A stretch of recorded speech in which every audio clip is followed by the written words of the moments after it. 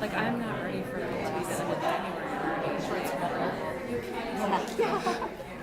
I might talk to you later because I did the corporate office and handled it and said, hey, next year in 2023, are doing this long time. Good evening and thank you for coming.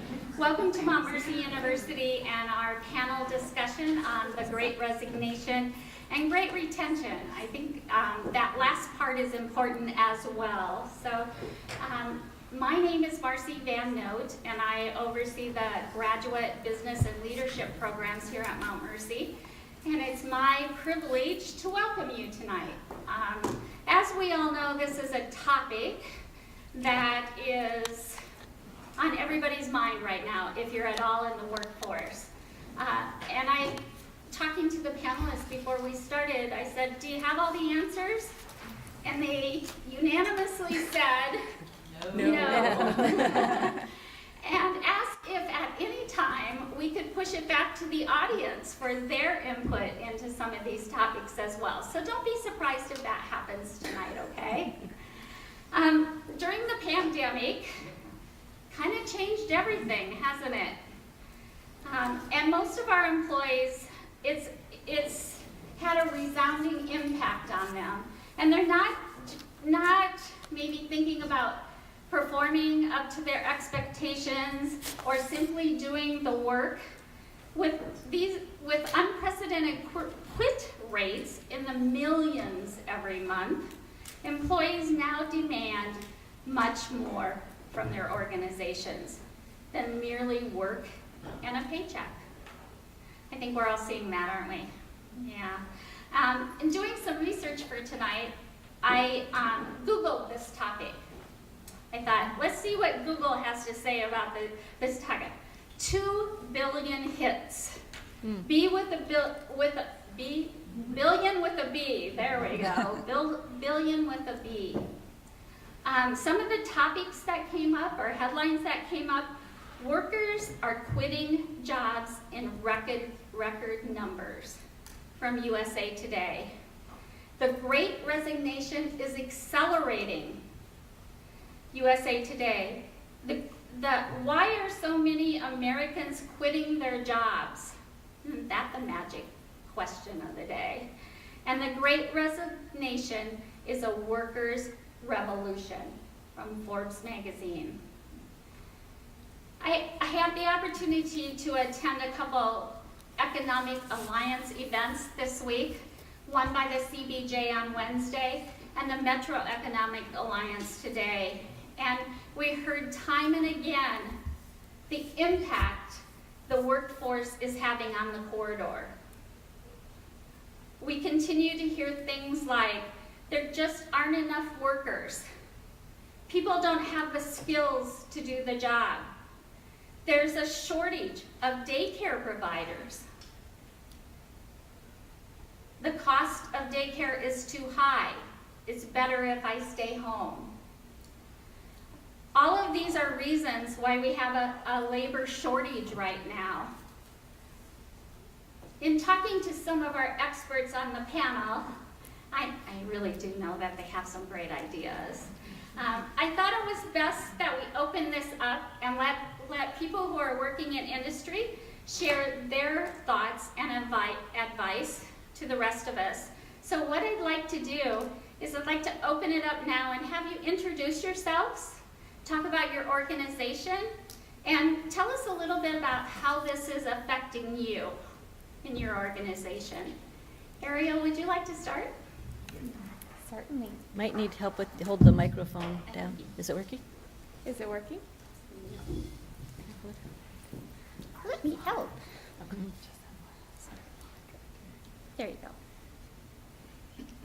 Can you hear me now?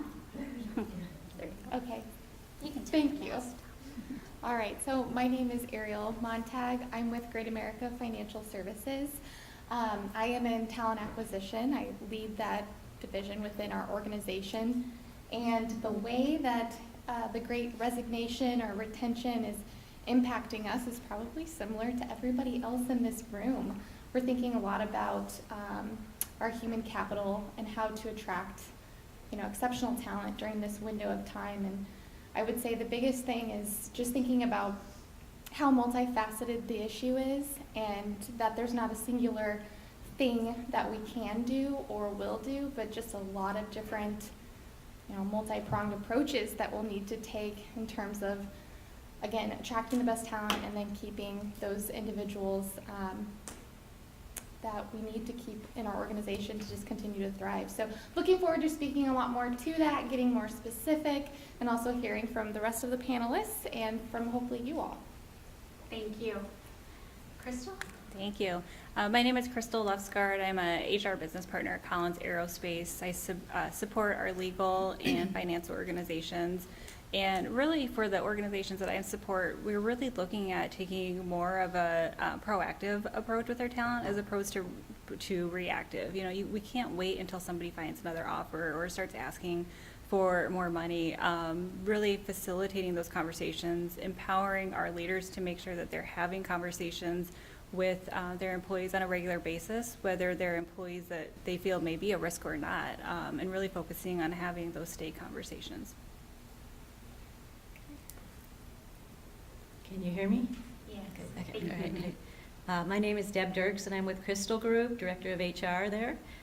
We have about 240 employees, and we've been growing each year. So we've always had the challenge of finding talent. This is a new challenge this time, as we've worked hard to find that talent and keep that talent and train that talent. We also have recruiters that are calling our talent and saying, hey, we might have a different offer for you, and they can provide maybe advancement opportunities that we don't have ready to go at our own facility. So our challenge is to make sure that the employees are remaining engaged and seeing the value of maintaining employment at Crystal Group. Or employee owned, and so they have that attraction to hang in there and work as a team and get the benefits that way. But we're trying to work really on internal growth within the company, and then that helps us as well, trying to get the product done and out the door and support our customers. I'll say that's probably how we're affected most with this. I have seen, being in HR for about 25 years, I can recall 15 years ago, people saying, what's the biggest challenge right now for HR? That was in Kansas at that time, and I remember the challenge being finding good talent. So it continues to be a challenge. It's just a little different right now of how it's happening. Deb, do you find that more so than ever people are calling and recruiting your talent away, or has that been a consistent thing over the years? It's happening a lot more right now. We used to be able to post things, all of us here, post and look at the applications, set up the interviews, talk to the people, select the best candidate. Now these recruiters are constantly calling weekly our talent, and it is really an extra effort to make sure everybody's happy and doing what they want to do, making the fair wage, realizing the benefits of everything. So yeah, it's happening more. Great, thank you. Oh, I'm Holly Adams, the HR Director at Timberline Manufacturing. I don't know that we're going in a trajectory here, but I would say yes, and add it on to that. Very, very similar to what Deb said about compared to the past, what it's been like, and from an HR perspective. I would say it just takes more time, much more of a time investment from an HR perspective, because there used to be a generalization about why people were leaving. And I think we could fairly easily and accurately guess at that, and now we can't. It's very individualistic about what people want and what's drawing them to their places. So, yeah. Thank you. Hello, I'm Tracy Bastian, the Vice President of Human Resources for United Fire Group, or UFG Insurance. We have about 1,100 employees that are headquartered in Cedar Rapids, but we have offices in California, Colorado, Texas, Arizona, and New Jersey. So we aren't only dealing with a shortage of employment in Iowa, it's all over. We also have employees in 36 states, field employees. Some of the biggest challenge, I'm gonna kudos to what they had just said, is We are encouraging people, we don't need second interviews, we need to have offers ready, we need to have these people come in, and then constantly always looking at how do we retain. The biggest thing right now is being in the insurance industry, not only are we dealing with a pandemic, we dealt with the derecho, and we've dealt with hurricanes, and we've got people that are completely burnt out on just work and working from home. We are trying to get back in the office, but we also have people that don't want to come back to the office, so that's another challenge of trying to be as flexible as we can. But they asked earlier about, you know, do you have all the answers? I'm like, they change from day to day, so it all depends on what happens. Yeah, thank you. Ditto. Sorry, Jay. It's fine, it's fine. I'm Jay Kennedy, and I'm the CEO of Waypoint, and we are a nonprofit here in Cedar Rapids. We have 150 employees, and we have several locations. Two basic things that we do: childcare. We have about 400 and some children in our care throughout the community, and then critical services. We work with individuals that are facing a housing crisis and also victims of domestic violence, from here to Waterloo to Dubuque and all those counties in between. It really is ditto. It's really difficult. You know, we're on probably even tighter margins than a for-profit might be. And we don't have the ability to stretch our pay range as much as other companies might be able to do that. So it's really difficult. I think that what we're finding is that we need to show more meaning to the work that we do for the employee. I think that money is one thing, and it really is, but you can tell I'm a nonprofit. There's so much more. It's what you feel in your heart, folks. No, but it truly is.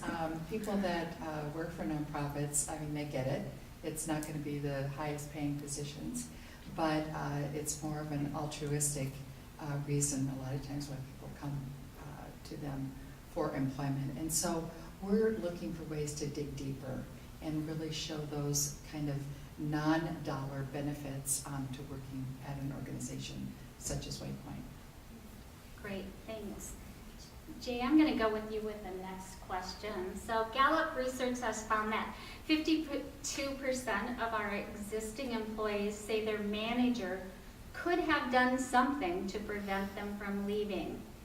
So the question is, as part of the resignation movement that you guys are experiencing, are you hearing that? And if so, what are you doing to counter that? Well, you know, this is just such a weird time these last couple of years, because we have some people, you know, just like everyone else, some people are in the office, others are working from home. One thing that we have always really lifted up at Waypoint, and that is culture. We have an initiative called Project Culture, and it is basically it's the health and well-being of our employees. And when someone asks an employee, you know, what is Waypoint, they would respond, I am Waypoint. We consider ourselves kind of a movement. And before the pandemic, our employees really got that, I have to tell you. But it was because we were all together, and we had a lot of team meetings, and our mission is we inspire people to move forward. That's become part of our vernacular. But when you're all together, working all together, that's a lot easier to really promote the culture and live the culture that you want in your organization. But now, you know, with COVID and people working at different places, we don't get together that often. And I will be very frank with you. The last couple of years, our focus has been survival. Plain and simple. How do we survive this? How do we keep helping people, but also, you know, stay above water? And it's been really tough. So our focus has gone away, be it right or wrong, from that culture piece. And we really need to get back to that. And so we're looking for ways to do that. We don't necessarily hear, you know, well, my supervisor should have done this or that. But I will say, we want to start checking in on our employees while they're working. So, you know, instead of having an exit interview, what about having stay interviews while they're working here? How are things going? Why are you working there? Again, getting back to those deeper meanings on why you work at Waypoint. If you've never heard of stay interviews, Google it. They're wonderful. I'm a living testament of how well that they can work from a previous position. So it's well worth the investment of your time to look into those. So good point, Jay. Thank you. Tracy, you want to take it? Jay did a really good job. So to build on that, we do stay interviews, and they're very, very successful. Kind of red, yellow, green light, you know, where are you at on the traffic light? But like she said, I mean, the top 3 reasons people are leaving their jobs are job stress, work-life balance, pay, and their manager. So we do exit interviews, and we tally those things up, and I will tell you, number 1 for us is retirement. We were already going to be facing in the insurance industry a huge retirement within the next, now for the next 5-10 years. It's just a very aging population. So then we had the pandemic and the Great Resignation, and now we're really being hit pretty hard. But retirement is our number 1 reason people are leaving. But I will tell you, pay and their manager are other ones. Things that we're doing is we have developed a really strong leadership development program. We also have kind of revamped our one-on-ones. So managers have one-on-ones with their employees on a weekly basis, so we can ask those types of things. And one of the things that we ask our managers with them is the well-being of the individual. How are you doing? We also do wellness calls every Wednesday at 11:30. Anybody comes on, we have our wellness fitness person, and I'm on there, and we kind of talk to people about different ways of managing things. So just trying to keep a good perspective. Talking about like losing people, and in the insurance industry, it's called reshuffling. People are going to other insurance companies, and I'll tell you what, recruiters are picking big time because we have people all over. We have East Coast and West Coast people picking our Midwestern people because they can pay them less and they don't have to move. So that's one of the big challenges we're having is trying to keep our people, you know, and they get to stay in their houses, live in the Midwest, live their same lives, and make a heck of a lot more money from a company that is on the East or West Coast. But again, our biggest thing trying to keep some of this in the managers is really focusing on the skills and resources the managers need to build that rapport with the individual employees. Tracy, your wellness checks that you do on a weekly basis, did I write that down correctly? Yeah, so every Wednesday at 11:30, we have what's called Wellness Wednesday, and our corporate fitness and wellness director and myself and a couple other individuals are on the phone every Wednesday at 11:30, and sometimes the wellness coordinator will talk about subjects. We always start with stretches and mindfulness stuff, and then we'll just talk about, this last week we talked a lot about doing some of we have Well Beats, which is an online wellness thing, about doing some challenges to make sure that people are taking care of themselves, and not only themselves but their families. Nice, thank you, thank you. Holly? Okay. I didn't know if you had a new question or if you were thinking. I'll keep going. This is so interesting. It is, and I don't want to keep cheating, but I will say, ditto to what got said as well. We do stay interviews too, so like you said, check it out if you haven't done that before.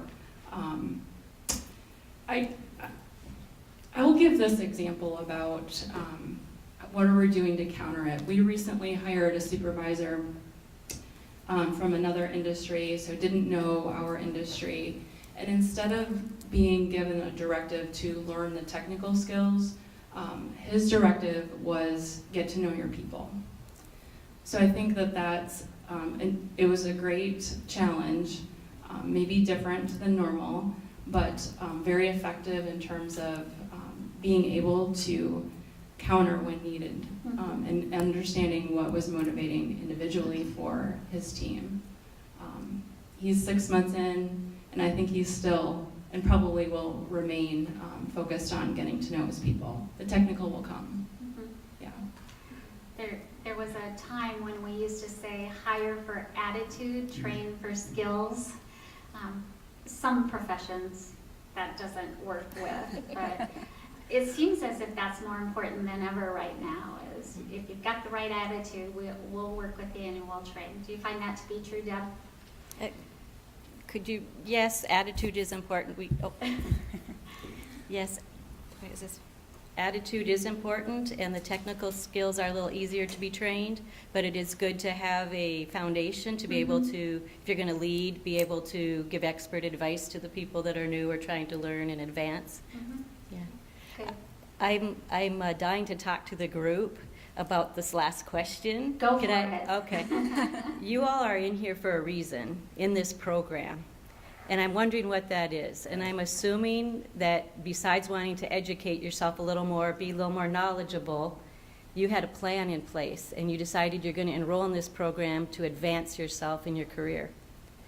Is that sound about right for you all? I think we have some students in the Caitlin.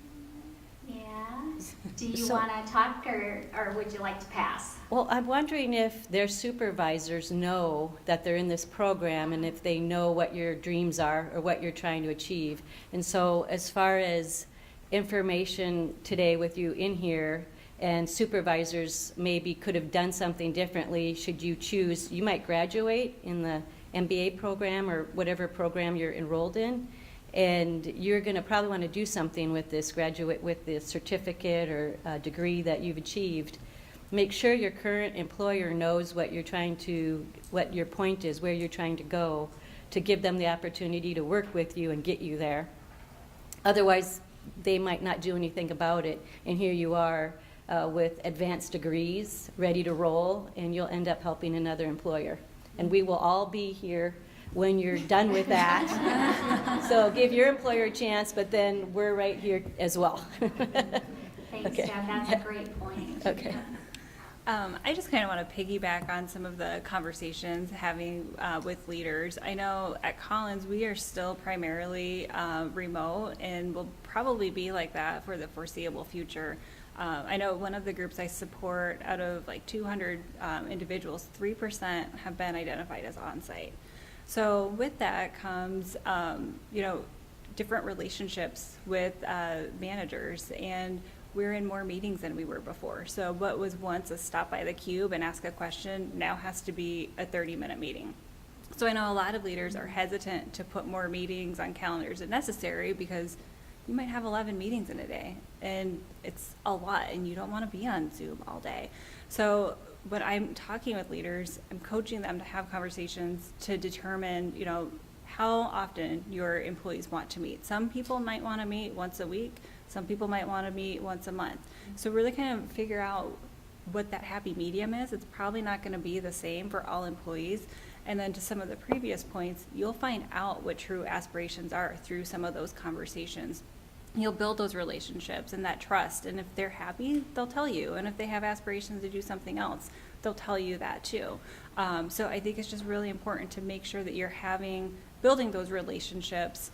And it can be a lot more difficult in a virtual setting because, like I said, we're in meetings all day long. So I know sometimes you're hesitant to put one more meeting on the calendar, but really figure out what works for the employee. Thank you. All right, I'll close this out here on this question. It's such an important one, though.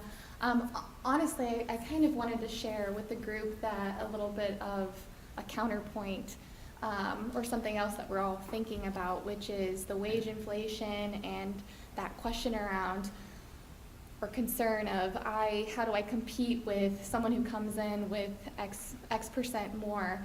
And there's also a Gallup research study out there that suggests that, or shared, that on average it takes at least 20% to lull a team member away from a company where they feel engaged by their current leader.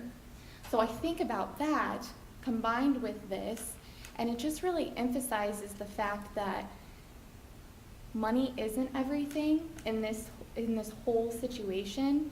And when you're seeing people leave for those bigger price points, it may feel like it's just the number, it's just the price tag, but in reality, it's probably a multitude of things that are going on and contributing to that choice to leave or to answer the recruiter call and to have those initial conversations. So bearing that in mind, I think probably one of the biggest points from this whole conversation is the focus on your leadership within the organization, and not just your leaders and those direct report conversations and the stay interviews, and really humanizing not just how's your job and what's your career, but also how are you as a human being during this time where it's difficult. Mm-hmm. Those are all really good things too, but also building your bench strength within your organization and sharing with your company that that's important by having programs where people are developing as leaders, even if they're not formally leaders yet, I think can really send a huge message across the organization. And so we've done that in a number of different ways, and we have mentorship programs as well. And I think that those kind of informal mentorship programs can be significantly impactful, not maybe as impactful as the direct leadership relationship, but gives a person an additional outlet to have some of those meaningful conversations about engagement and how they're feeling in their work. So several data points there for you to ruminate on, but that would be my take. Yeah, thank you. So I'm not going to spend a lot of time on this question, but we're all hearing there's a skills shortage. So I'd like to hear from a few of you. Are you experiencing the skills shortage as well? Jay, do you want to take that one? Sure. Oh, sorry.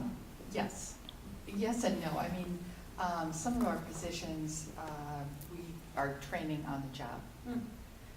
And I think that's a nice advantage when someone comes to look for a position and they don't have necessarily the training. We do on-the-job training. But for a lot of our critical services, people that work with victims of domestic violence or are helping people find solutions to housing issues, we do like to have either a degree in social work or quite a bit of experience behind them. And that is a little bit difficult. But I think that where we have more of a shortage is with the unskilled workers coming in. We're competing, and I'm thinking just of childcare, we're competing with retail and the service industry because it's just a similar skill type of a situation. And so what we find is that if we pay X amount, an employee can go to Walmart or Target and make a few cents more per hour, they're usually going to go do that. And so that makes it a real challenge for us. Absolutely. For sure. It's not a professional position, and so it kind of has its own sets of difficulties. Anybody else want to weigh in on Ours is a little different. We do have a big effort on upskilling and reskilling right now because what we have needed and industry has changed. We're seeing we need more analytic, actuary, digital, IT people, and so does everybody else. And there's not a lot of them out there. So ours is, we're really having a hard time. Even though we'll take you anywhere you are, we're really still having a hard time finding these people. I think we'll go on to the next question too.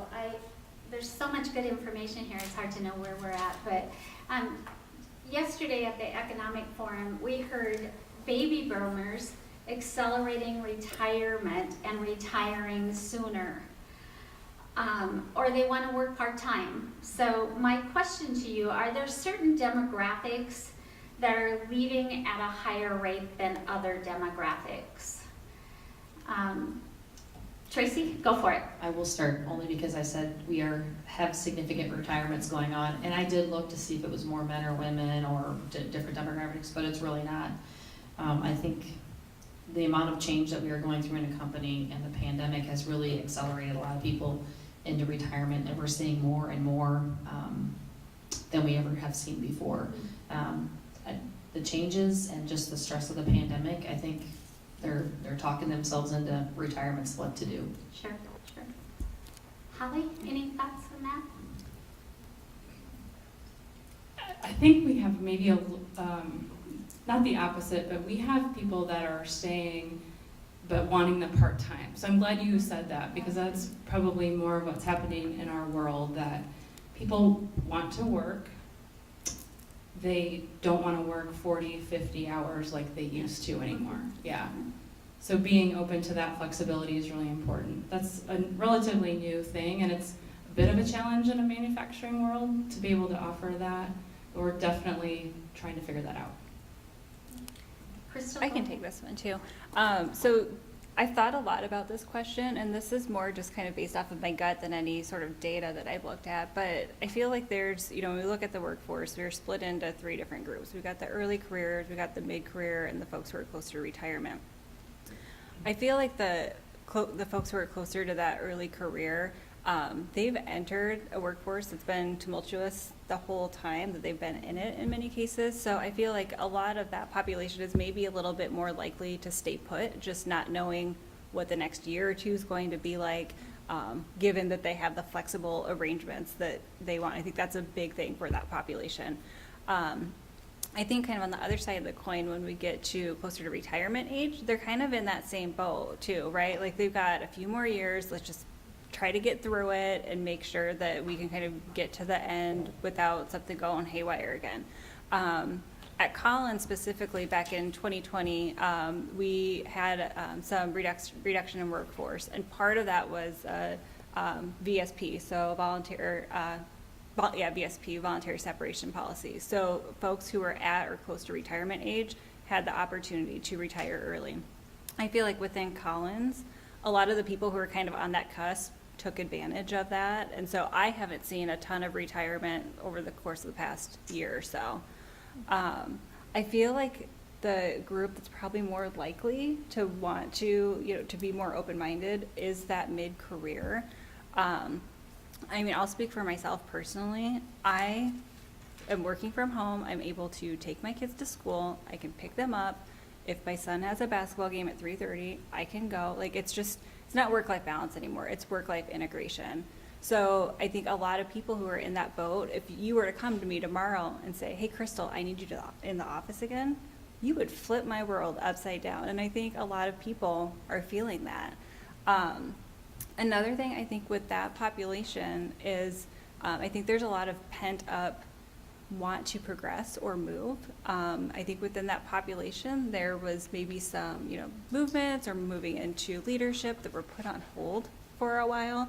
And so I think, now that things are opening back up and we're removing geographic barriers, that you can, to Tracy's point, you can live in the Midwest and work for a company in California. I think it's just kind of opened up a whole new world for that population, and they're expecting a little bit more than they did in the past. So again, that's just kind of based off of what I've been thinking as I have reflected on that question. Great. Thank you. There we go. From an entrepreneurial vantage point, we are hearing that some people are leaving their current positions to open up new businesses or be entrepreneurs. Are you guys seeing that, and is that something that's very prevalent in your organizations? If nobody wants it, we'll say no. I've not seen that at Crystal Group, and I've not heard of other HR people dealing with that. That doesn't mean it's not happening, because I think across the nation there are people doing that, and there's more record number of small businesses opening up. What we're experiencing is people that, similar to what you were saying, Crystal, they are choosing to retire. They've gotten through COVID. They've had relatives that have suffered in some way, or family members, and they've hit that close to retirement age, and they're thinking, you know what, I'm going to go and enjoy my life while I can and travel and things like that. So I've seen more of that, along with some younger individuals or new to the company trying out manufacturing for the first time, saying, no, I'm going to go do this trade or something like that. So that's what I'm seeing. I've not seen people starting their own business, but that doesn't mean it's not happening. I'm aware of one who wanted to cut trees and stuff after a derecho, and I don't know that that's working or not for him, so. Trees might be cut now. Anybody else? Nope. Oh, okay. Wanna go with that one? Okay, we're gonna move on. So this question, next question is twofold, and my personal story behind this is some nights I go home and my husband will say, shall we go out to dinner? And I will say, sure. And where do you want to go? And my comment back to him is, I've made decisions all day. Can somebody else make a decision, please? And so we're learning more and more about something called decision fatigue. And the American Psychological Association survey conducted last year found that 1/3 of adults and nearly half of millennials are struggling with basic decisions like where to go out to eat or what to wear, while nearly half say planning for the future feels impossible thanks to the pandemic. So are you noticing your members, your employees in the workforce struggling with decision making, and what impact is that having on your businesses?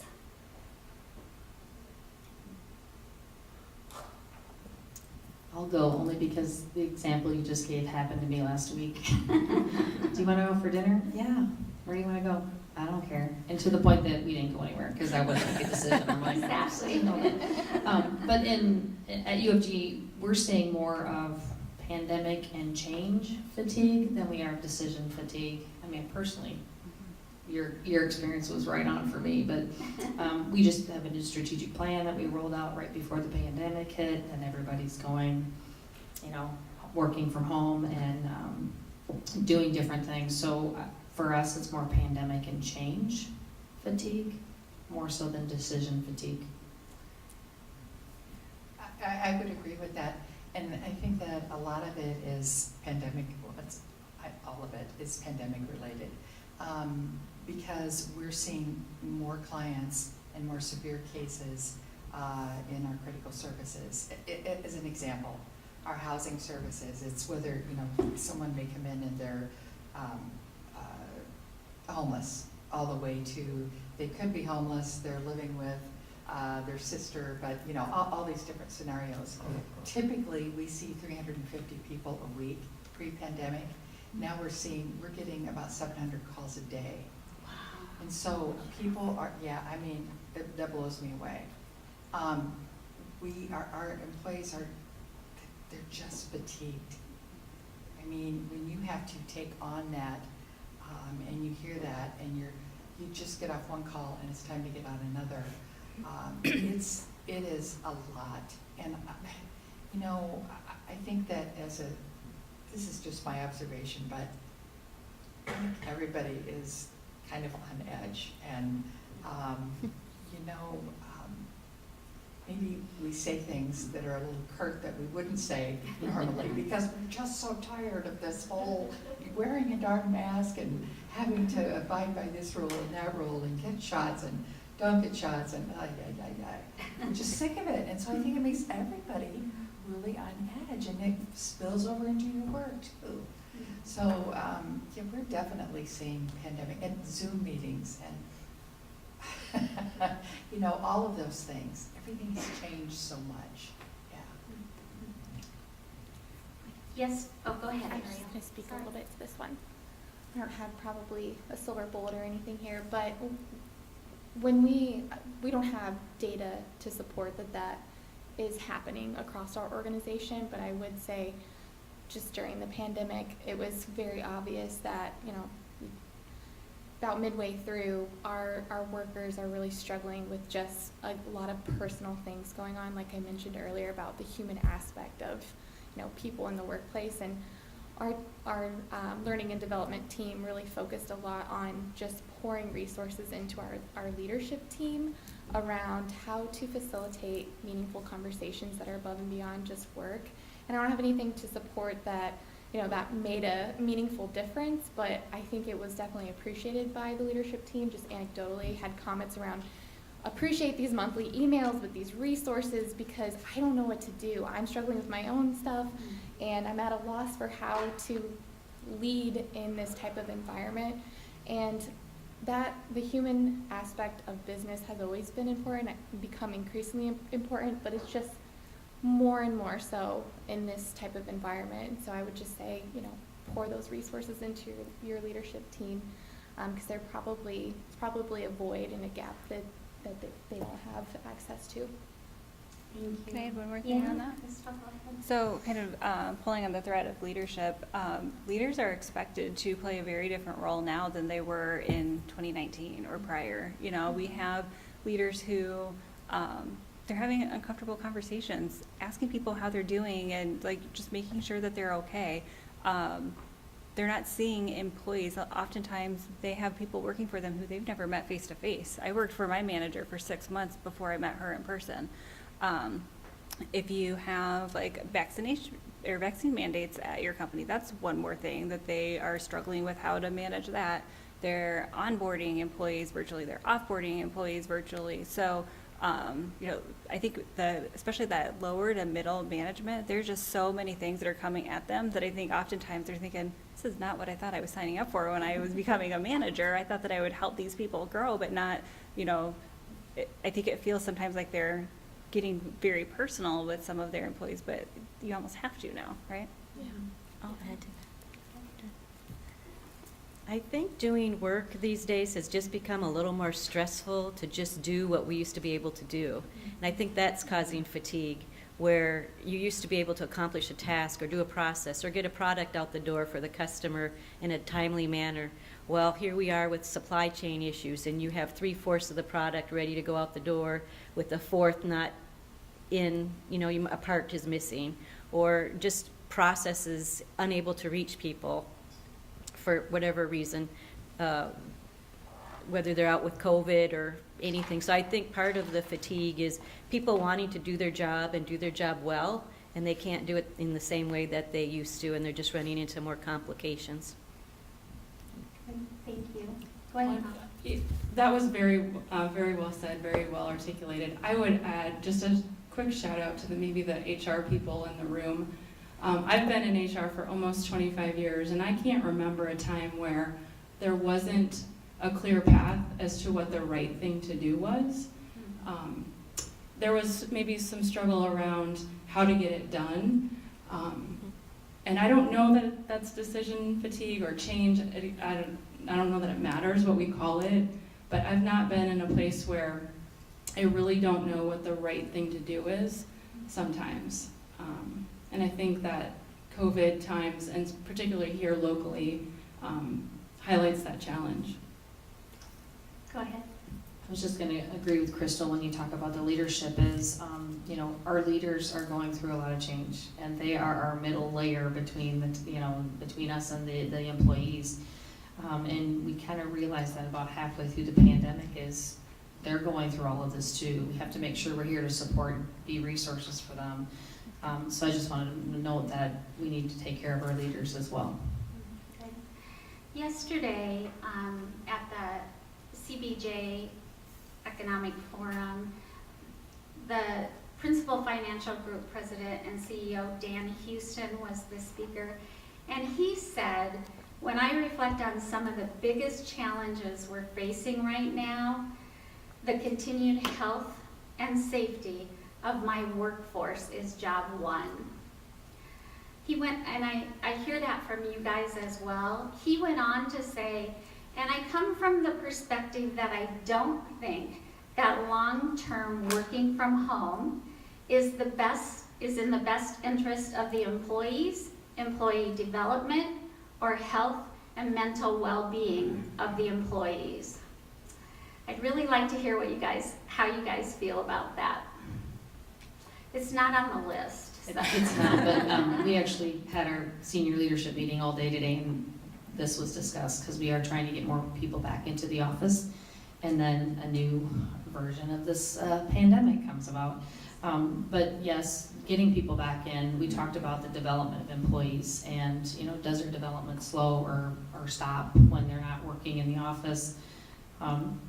But like I heard Dan had said that because I saw the highlights, but I think, like they said, you have to be more intentional when you're talking to people that are out there. But I will tell you, our safety manager and myself talk multiple times a day. We've had a lot of COVID cases throughout all of our offices this last 3 weeks. And like every Monday it comes in, you got your email going down and tracing. And we always say there's someday that we actually hope to do our real jobs. Because we have a full committee put together for our return to office, trying to get people back in. But it is something that we hope, and again, like Crystal talked about, I don't want to go back in the office. I have this schedules and those types of things, but really trying to figure out a way that we can be flexible and still accommodate for them to be back into the office as well. Jay, I'm sure that you have some positions within your organizations that we can't be flexible with. So That we can't be flexible. You that cannot. we can't. Right, especially our childcare. And that's where we have our largest turnover. And I think it's because there's a number of reasons, but one of them is that they can't, work from home, and they don't have really any flexibility. And I'm sure there's positions in manufacturing and things like that you just can't offer that. So we're looking at what else is there that we can offer to bring more, to enrich these positions a little bit more. And that's a challenge. It really is. I like that word, enrich the positions. Anybody else want to take that? Yeah. I'll just make a quick comment. I think flexibility in the hybrid model works the best. I know for Crystal Group, we went back to the office and it was becoming a little bit of a morale or affecting the culture. We actually like each other, and when we're around each other, get a little energized from that and can communicate a little better. It's not a perfect scenario, but it definitely made a difference. At the same time, there's that luxury of being at home and getting to put the casserole in the oven and do your laundry, and you feel really good about getting more things done, and your life's a little easier that way. So some flexibility for people, but at the same time, for your mental wellness, to be around some people that support you at work and you can communicate, I would think would be good, but I know that's not the case for everybody. There's a lot of introverts that just want to stay at home the whole time.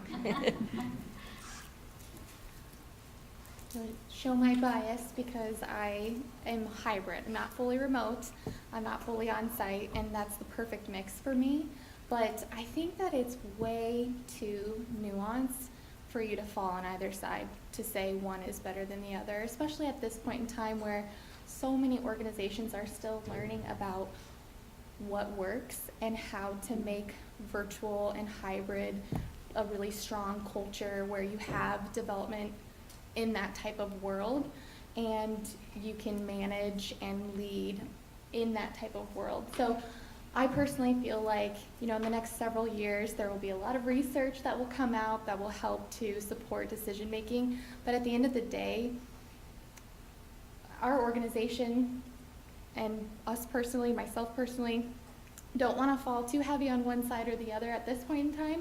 I think we're running all the pilots, we're collecting all the data and figuring out how do we get better, how do we learn from the mistakes that we're making, and meet in the middle where we're getting the business needs met, the business and customer needs met, but also being very considerate and compassionate about what each individual person wants for their life and their work.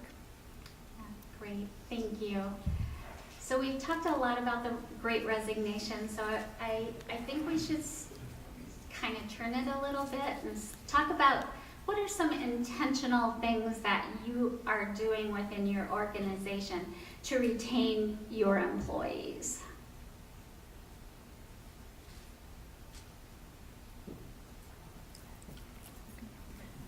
We're focusing a lot on culture. I know that's been brought up a couple times before. I would also say, earlier we mentioned the kind of the individualistic approach to that, understanding that what's motivating for somebody to stay isn't the same. And I would say taking a more holistic approach to retention. collecting more data than we ever have before, understanding that benefits might be important to some, while it might not even register for others, but that's an important thing to consider long-term. We're also an ESOP, so I think some education around long-term planning is important to consider as well. I guess bottom line is just from a manufacturing perspective is making some changes based on data. And it's collecting that data that we had previously made some assumptions about, but have to be more intentional about collecting. I can tell you a lot of years ago when I was HR every day, that word data was never said. I would say that probably the last few years has brought that to the forefront, and any of you who are looking at getting into HR in the future, I would say take as many data classes as you can. I would agree with you. Analytics has become our best friend as far as HR goes and trying to prepare for the future. But, you know, like some of the things that we're doing to retain, number one, even when we're hiring, we're doing sign-on bonuses, we're doing retention bonuses, we're giving more PTO than we've ever given before just to get people to come and stay. But we also have, you know, we have the flex schedules. Hybrid is definitely number one, too. I think it's the best of both worlds. I do the same thing. In fact, yesterday when it was super cold, our parking lot was empty. Nobody wanted to go outside. But we also do a lot of career development, career journeys, really trying to help people develop themselves in coaching and mentoring programs. But retention is a real, you can look at the Great Resignation as an opportunity or, you know, as a problem, and I think it's both. I think, you know, I said it earlier on, we are now saying, hey, we're not doing 2 interviews. If you really like these candidates, let's have the offer ready, because I mean, we can't take the amount of time that we used to get the talent we need. We're doing hazard pay, extra, we apply for grants, of course, but to promote that, so that, and that's been really helpful, I have to say. An extra, you know, $2.50 an hour for an hourly worker, that's a big thing. And I don't know when this will end, the hazard pay, but it's so appreciated, excuse me, by the employees, and it's so well deserved. We're doing different things too, like we've just started a book club for our middle managers, and it's you know, work-related books, and that's been it's a really neat way to kind of get to know people. We spent 30 minutes, you know, over the lunch hour just talking about whatever the book suggestion is, and that's been really helpful. And trying to find ways to career map and work with our employees on career mapping, even our entry-level positions. It's just really important. People are wanting this kind of thing, and they want to know that we, as their employer, we're interested in where they want to go. And just talking about that, I think it's really helpful. Nice, thank you. I would like to open it up to those in the audience today to see if you guys have any questions. I have more, but I'd like to hear what yours are. I have a question. So with the talent pool seemingly getting tighter, what concessions or compromises are you making in terms of skill? You know, like maybe for people that don't have direct skill or knowledge in your field, are you finding you're having to make, I don't mean to be insulting, but lowering the bar, or are you finding you're still just really working on the attitude piece and you're developing the skill? You know, what's been your experience around that? Did everybody hear the question? Yep. Yeah? Okay, go ahead. I'm going to say what you said. Yes, a little bit, but mostly it's being prepared to move at a faster pace. That's something I would reiterate, yeah. We've hired people more on the technical side. We manufacture computer hardware, and so we've had to develop our own training room and buy microscopes, do all kinds of things to do our own training. And so they may come in with less technical skill, but we've done interviews to see that they'll be a culture fit and that they're willing to learn, quick learners. So yes, some technical skills, being able to transfer what skills they do have into using it into building a computer. Nice. From a leadership or management or supervisory point, we are trying to develop within, and so a lot of the people that don't have the leadership skills yet or the manager supervisory skills, we are putting them through training before we actually need the supervisors in those roles so that they can start learning, and besides doing some classroom training, then doing some tasks or being part of the interview process. So they start learning, and then they're in a pool ready to go when the opening occurs. Thank you.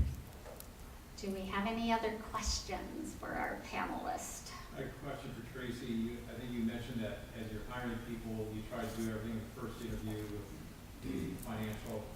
What about the employee benefit programs? Are you getting some feedback on those? Because that's probably number 2 when it comes to the hiring process, besides money, is the benefit plans. You say we're pretty lucky. We have a pretty robust benefit plan with as far as financial, retirement, and our medical benefits. We're not seeing that as much the last year or 2 as we did prior to that. We moved to high deductible health plans a couple of years ago, and you thought we'd ripped somebody's fingernails off their hand. But that is the least of their worries. We know exactly we're competing with employers all over the country. But benefits are pretty strong, and we're pretty lucky there as far as that's not our typical issue in hiring. It's so much about pay and flexibility. I'm going to mention that the interns that we've been hiring, coming right out of college, they seem to all be expecting a sign-on bonus. I don't know if they're talking to each other in class or their parents, but they'll say, what about a sign-on bonus? So even though we'll give them a comparable pay, they'll ask about that. And then if they've had relatives or family that have informed them of their, to care about their finances and ask about the 401k, that's always good when they're asking about that. Do we have a program? And I always get excited when they ask that. It means, great, they're starting to plan for their future already and appreciate the benefits. And I'm not seeing a lot of people ask about benefits and what's covered. Some of them do, but a lot of them, they're really paying attention to that hourly rate or that salary. And there's so much more that goes into compensation. And they can accept another position somewhere else that pays $1 more an hour, and then later they'll find out, oh, I didn't know they were expecting me to work second shift all the time, and I didn't know the benefit plan doesn't pay anything, the deductible's so high, we can't afford that. So there's different things involved that, yeah, hopefully they ask, and it's really hard to ask all of that in the first round, so sometimes they are accepting the position with all that information, or they'll ask, could we send it to them? And then we'll send that, they can look it over with their family member and make some decisions. Thank you. Yes? I had a question. One of the things that come up quite a bit in Iowa is the lack of growth in population in the state. And one of the things that I hear about quite a bit is the whole idea of changing initiatives toward diversity and hiring from new pools of employees that maybe hadn't previously been considered, maybe changing how workers maybe might be coming in from outside the state, different ethnic groups, things like that. I didn't know if any of your companies had any initiatives that are being considered to try to broaden the pool of available employees. I can tell you we have a pretty large DE&I initiative, UFG Insurance, obviously United Fire Group. Names change. I don't know. It's still in my mind. Like when we worked at Mercer Marsh, MMC, so many different companies. We have a huge initiative to the point that our talent management team is going to minority colleges and doing some of those virtual career fairs and things like that, and trying to build those pools and just trying to mix it up. I mean, it's not a lot easier now because it's not the demographics of Cedar Rapids, Iowa. It's the demographics of everywhere. Our biggest thing, honestly, one good thing about the pandemic is it's opened our managers' eyes that we can work from anywhere. You know, we had managers for years that says, well, no, I can't hire somebody from New Jersey, they won't be in the office. And now they're saying, I'll take anybody from anywhere because we need somebody. So our biggest thing with DE&I is the inclusive piece of it. If we feel that people are included, our demographics are very low. I think we only have 13.8% of minorities that work for UFG, and that's throughout the whole country. And it is a big drive for us to try and provide more opportunity and with diverse candidates. And we're trying to be more on our research of recruiting is opening positions longer to see if we can get some more diversity in the pools in which are applying for positions.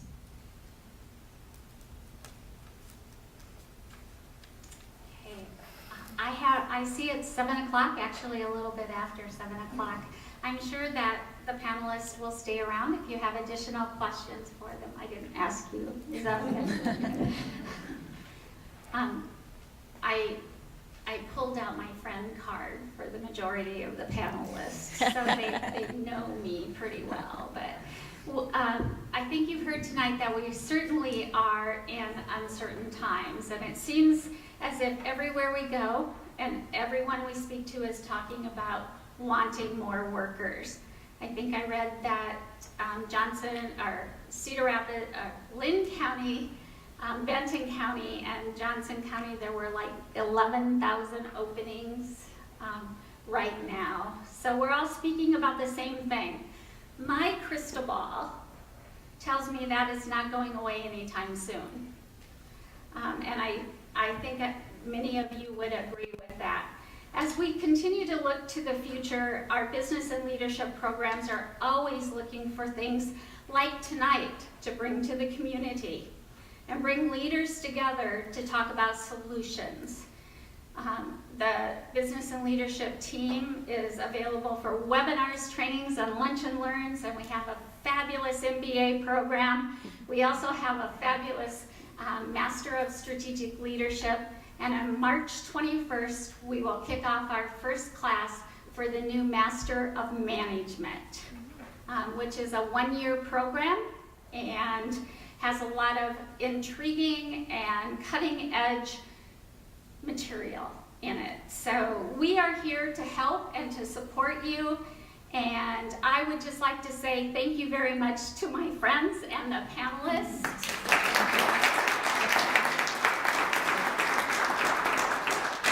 I'd also like to say thank you to Lori Johnson, who, despite everything, just puts up with me.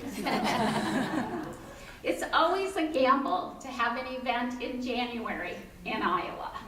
So thank you all very much for coming tonight. Megan Crawford will be around to answer your questions, as will I, and the panelists will be staying if you have additional questions for them. Thank you.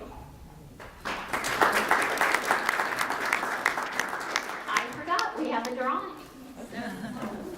Tim, you want to draw me?